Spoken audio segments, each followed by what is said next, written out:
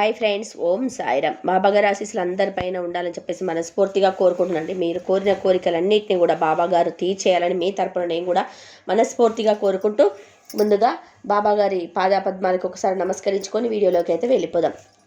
ఇక ఈరోజు బాబాగారు సాయిబాబా పిలుపు ద్వారా మనకేం చెప్పబోతున్నారు అంటే, బిడ్డ, లక్ష్మీదేవి తీర్పు ఇచ్చేసింది తల్లి. రేపు అంటే శుక్రవారం రాత్రి 12 గంటల లోపు నీ జీవితంలో జరగబోయేది ఇదే. ఆ సమయంలో నువ్వు ఎట్టి పరిస్థితుల్లోనూ అజాగ్రత్తగా ఉండకు.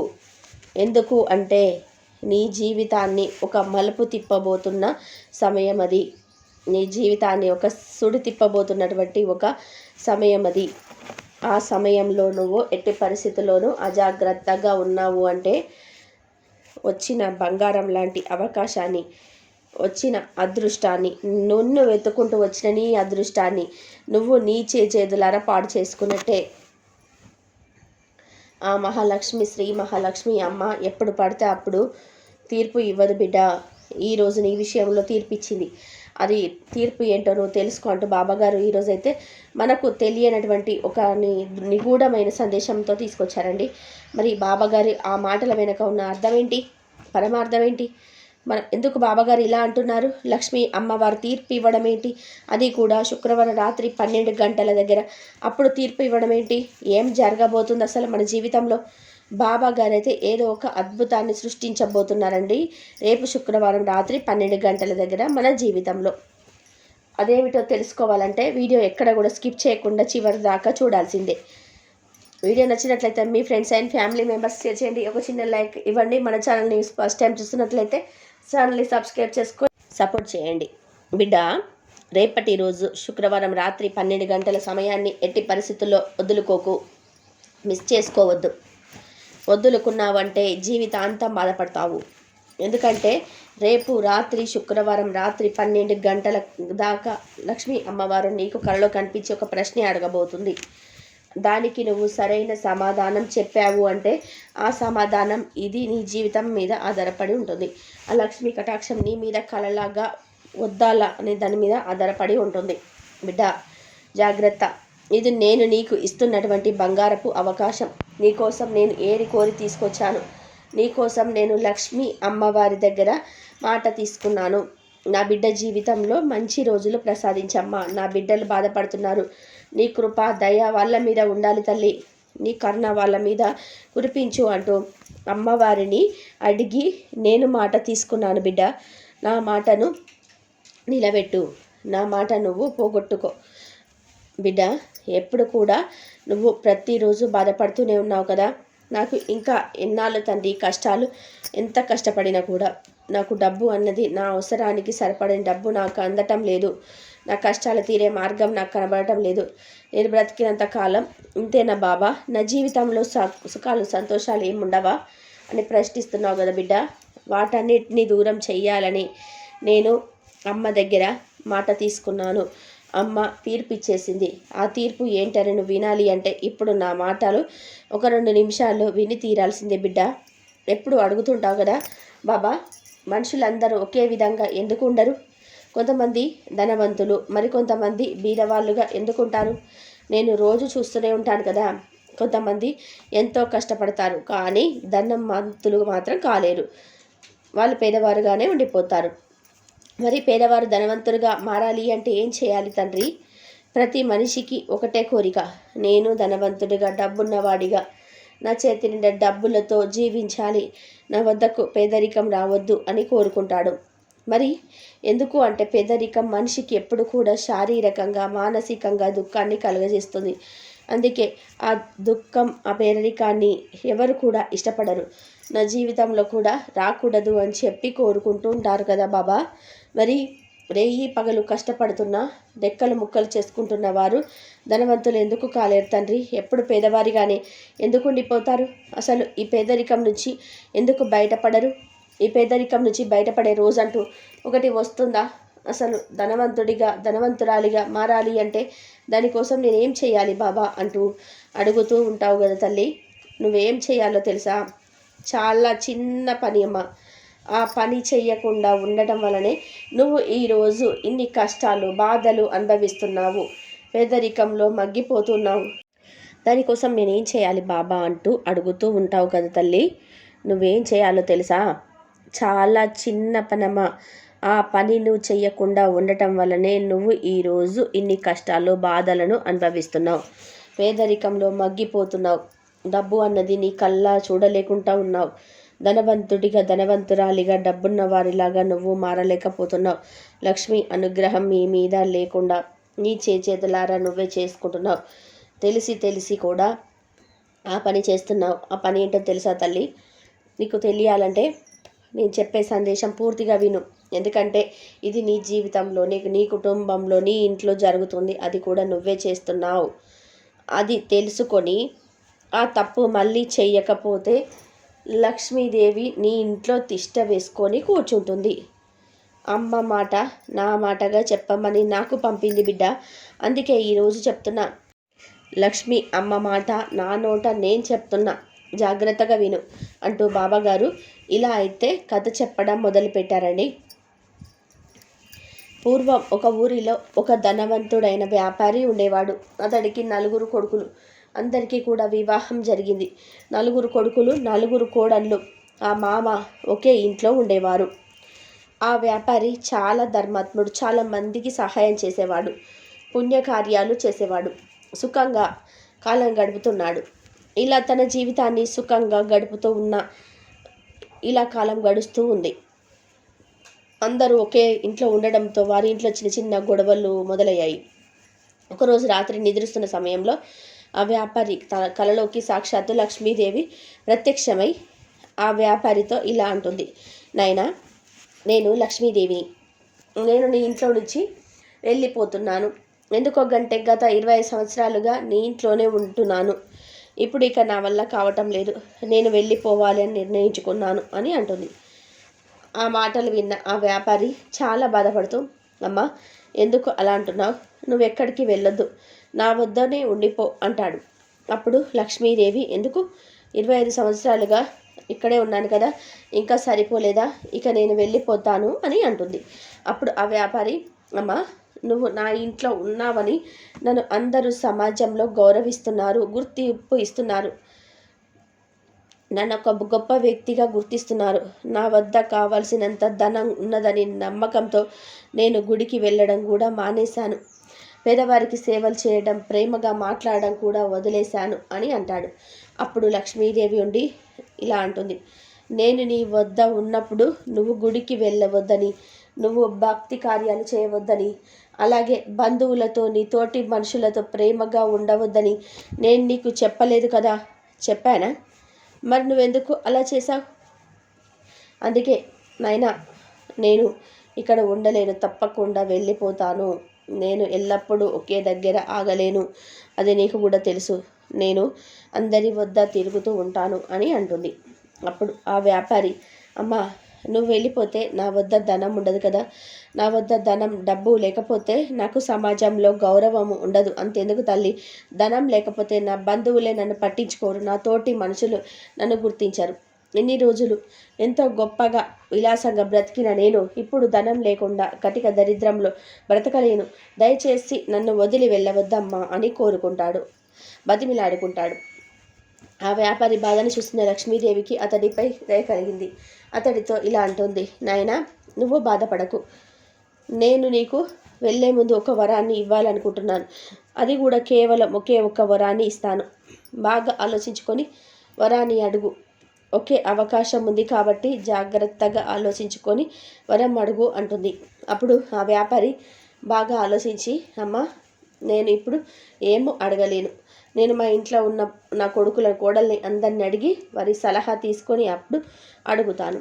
నాకు కొంచెం సమయం ఇయ్యు తల్లి. దయచేసి మీరు రేపు రండి.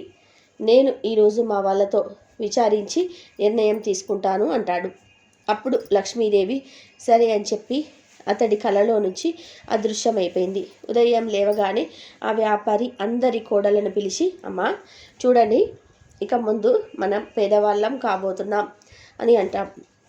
ఆ మాటలు విన్న నడుగులు కోడళ్ళు ఆశ్చర్యపోతూ, మామగారు, మీరేం మాట్లాడుతున్నారు? మన పేదవాళ్ళం కావడం ఏంటి? మన వద్ద చాలా డబ్బు ఉంది, ధనం ఉంది కదా. మరి అలాంటప్పుడు మన పేదవాళ్ళగా ఎలాగా మారిపోతాం అని అంటారు. అప్పుడు ఆ వ్యాపారి, రాత్రి లక్ష్మీదేవి నా కలలో కనిపించిందమ్మా, నేను ఇంట్లో నుండి వెళ్ళిపోతున్నాను, వెళ్ళే ముందు ఒక వరం ఇచ్చి వెళ్తాను అని చెప్పింది. నేను మిమ్మల్ని అడిగిన తర్వాత ఏం వరం కావాలో చెబుతానని చెప్పాను.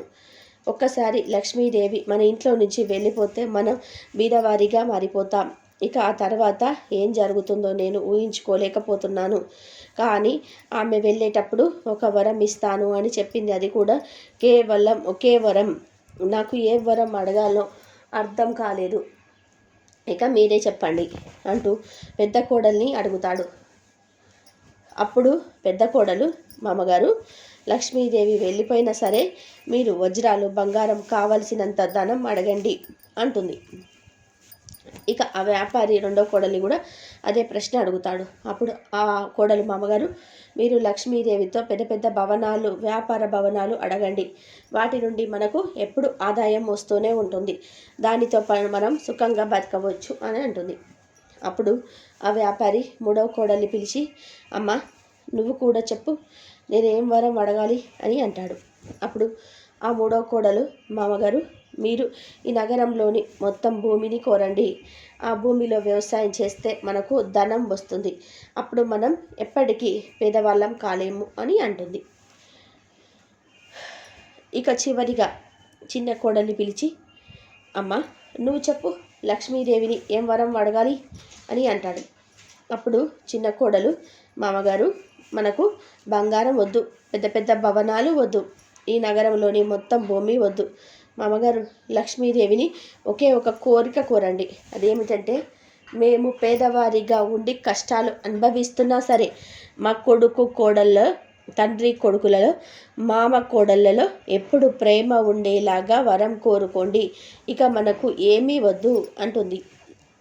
ఇక నలుగురి మాటలు విన్న ఆ వ్యాపారి అక్కడి నుంచి వెళ్ళిపోయాడు. ఇక ఆ రోజు రాత్రి మళ్ళీ లక్ష్మీదేవి కలలో కనిపించి, నాయనా, ఏం వరం కావాలో అడుగు, ఆలోచించుకున్నావా? మీ వారిని అడిగావా? ఒక మంచి వరం కావాలని, ఏది కావాలని ఆలోచించుకున్నావా? సరే, నీకు ఏం వరం కావాలో, ఏం వరం అడుగుతావో అడుగు. నీ వాళ్ళతో విచారించుకొని వచ్చావు కదా, అడుగు. కానీ ఒక వరం మాత్రమే అడగాలి, జాగ్రత్తగా ఆలోచించుకొని అడుగు అని అంటుంది. అప్పుడు ఆ వ్యాపారి, అమ్మ, నువ్వు వెళ్ళిపోతే మేము ఎలాగో బీదవాళ్ళం అవుతాం. నేను అడిగే వరం ఏమిటి అంటే, తల్లి, మేము బీదవాళ్ళం అయిపోయి ఎన్ని కష్టాలు అనుభవిస్తున్నా సరే నాకు, నా కొడుకులకి, నా కొడుకుల కోడలకు, అంటే నా కుటుంబంలో ఉన్న వారందరికీ కూడా ఒకరిపై ఎల్లప్పుడూ ప్రేమ ఉండేలాగా, నా కుటుంబంలో ఎప్పుడు గొడవలే జరగకుండా వరం ఇవ్వు తల్లి అని కోరుకుంటాడు. ఆ వ్యాపారి మాటలు విన్న లక్ష్మీదేవి, నాయనా, బాగా ఆలోచించుకో, నువ్వు తొందరపాటులో నిర్ణయం తీసుకుంటున్నావు. మళ్ళీ నీకు అవకాశం ఉండదు. నువ్వు నీ మనస్ఫూర్తిగా వరం అడుగు. నీకు మనులు కావాలా, మాణిక్యాలు కావాలా, బంగారం కావాలా, డబ్బు కావాలా, ధనం, సంపద కావాలా, ఏం కావాలి అడుగు. తొందరపడి వరం అడుగుతున్నావు, జాగ్రత్త అని అమ్మ హెచ్చరిస్తుంది. అప్పుడు ఆ వ్యాపారి, అమ్మ, నేను బాగా ఆలోచించుకున్న తర్వాతే నేను ఈ నిర్ణయం తీసుకున్నా అని అంటాడు. అప్పుడు లక్ష్మీదేవి, నాయనా, కావాలంటే ఇంకో రోజు సమయం తీసుకో, నువ్వు చాలా మంచివాడివి, అందుకే నీకు ఇంతగా చెప్తున్నాను, వేరే ఏదైనా మంచి వరాన్ని అడుగు అంటుంది. అప్పుడు ఆ వ్యాపారి, అమ్మ, నాకు ఏమీ వద్దు, నాకు ఒకే ఒక వరం ఇవ్వండి. మేము పేదవారిగా ఉన్నా కూడా సరే మా కుటుంబంలో ఒకరిపై ఒకరికి అత్యంత ప్రేమ ఉండేలాగా వరం ఇవ్వండి అని అడుగుతాడు. ఆ వ్యాపారి మాటలు విన్న లక్ష్మీదేవి చాలా సంతోషించి, నాయనా, ఇక నువ్వు బాధపడకు, నువ్వు కోరినట్టే నీకు వరం ఇస్తాను, వరం ప్రసాదిస్తాను. అంతేకాదు, ఇక ముందు నీ ఇంటిని విడిచి నేను ఎక్కడికి వెళ్ళను, ఇక్కడే ఉండిపోతాను అంటుంది. అప్పుడు వ్యాపారి ఎంతో సంతోషంతో, అమ్మ, నువ్వే వెళ్ళిపోతానన్నావు కదా, మరి ఏమైంది, ఇక్కడే ఉంటాను అంటున్నావు? మళ్ళీ ఇక్కడ ఉండడం నాకు చాలా సంతోషం తల్లి, కానీ ఎందుకు మళ్ళీ మనసు మార్చుకున్నారో తెలుసుకోవాలనుకుంటున్నాను అని అడుగుతాడు. అప్పుడు లక్ష్మీదేవి, ఏంటి, ఎక్కడైతే ఒకరిపై ఒకరికి ప్రేమ ఉంటుందో, ఏ ఇంట్లో గొడవలు జరగవో, ఏ ఇంట్లో అందరూ కలిసి ఉంటారో, ఎక్కడ భక్తి ఉంటుందో, ఎక్కడ తల్లిదండ్రులు గౌరవింపబడతారో, ఏ ఇంట్లో భార్యాభర్తలు గొడవలు పడకుండా ఉంటారో, ఎవరు ధర్మబద్ధంగా వారి పనులు వాళ్ళు చేసుకుంటారో నేను అక్కడే ఉంటాను. ఇక నువ్వు అడిగిన వరం ప్రకారం నీ ఇంట్లో ఎల్లప్పుడూ కూడా ఒకరిపై ఒకరిని ప్రేమ ఉంటుంది. నీ వారంతా కలిసే ఉంటారు. ఇక మిమ్మల్ని విడిచి నేను ఎటు వెళ్ళను. ఇక నేను మీ ఇంట్లోనే ఉంటాను అని చెప్తుంది లక్ష్మీదేవి. ఆ మాటలు విన్న వ్యాపారికి చాలా సంతోషం కలిగి లక్ష్మీదేవి పాదాలకు నమస్కరించాడు. ఇక బాబాగారు ఇంతటితో కథ చెప్పడం అయితే ఆపారండి. ఇక ఈ కథ ద్వారా బాబాగారు మనకు ఇస్తున్న సందేశం ఏంటి బిడ్డ?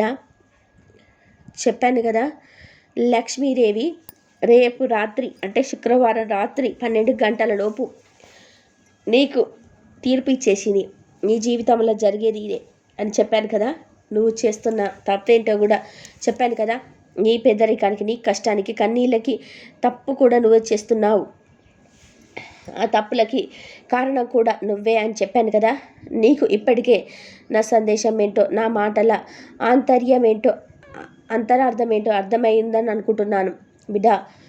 ఏ ఇంట్లో గొడవలు జరుగుతాయో అలాంటి ఇంట్లో ఒకరిపై ఒకరికి ప్రేమ ఉండదు. ఏ ఇంట్లో తల్లిదండ్రులు గౌరవింపబడరో, ఏ ఇంట్లో భక్తి ఉండదో, ఏ ఇంట్లో భార్యాభర్తలు ఎల్లప్పుడూ గొడవలు పడుతూనే ఉంటారో అలాంటి ఇంట్లో లక్ష్మీదేవి ఉండదు. లక్ష్మీదేవి ఉండకపోతే పేదరికం ఉన్నట్లే. ఈ విధంగా మనుషులకి పేదరికం వస్తుంది బిడ్డ. ఎలాంటి ఇంట్లో ఒకరిపై ఒకరికి ప్రేమ ఉంటుందో, ఏ ఇంట్లో భార్యాభర్తలు ఎప్పుడు గొడవలు పడరో, ఎవరైతే తల్లిదండ్రులను బాగా గౌరవిస్తారో అలాంటి వారి ఇంట్లో ఎల్లప్పుడూ కూడా లక్ష్మీదేవి నివాసం ఉంటుంది. అలాంటి వారు ఎప్పుడు కూడా ధనవంతులు కాలేరు.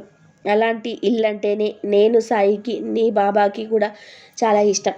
అలా ప్రతి ఇంటిలోనూ ప్రతి మనుషులతోనూ ఎవరైతే ప్రేమగా ఉంటారో, ప్రేమగా ఉండి దైవ కార్యాలు చేస్తూ ఉంటారో, దైవ భక్తిలో ఉంటారో, ఒకరినొకరు గౌరవించుకొని ఒకరినొకరిని ప్రేమించుకుంటూ ఉంటారో, ఎక్కడైతే మోసం చేయరో, ఎక్కడైతే అబద్ధాలు చెప్పరో అక్కడ నీ సాయి తప్పకుండా కొలువై ఉంటారు బిడ్డ.